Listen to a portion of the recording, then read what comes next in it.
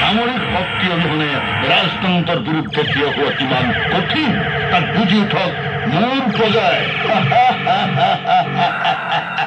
সিন্দুৰ পাৰ কৰা বন্ধুবৰ, মোৰ ভগিনীক মই তোমাৰ হাতত অৰ্পণ কৰিছো।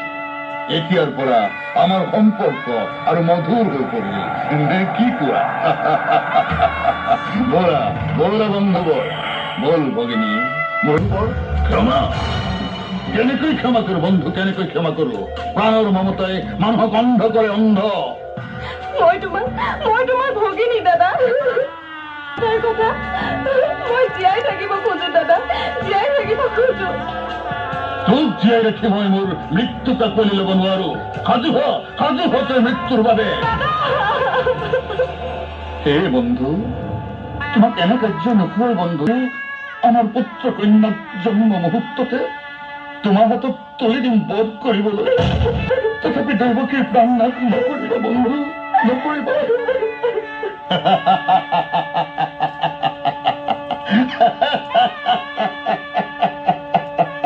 বন্ধুত্বৰ বান্ধোন নেৰাব সুদেৱ।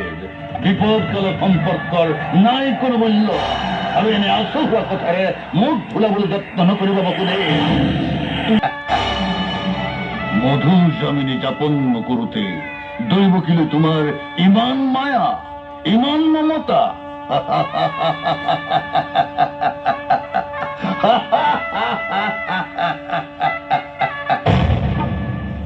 তেন্তে তেন্তে সেয়ে হওক শংকৰী, ভূতাশাললৈ লৈ যাই হতক, লৈ যা ভূতাশাললৈ লৈ যা।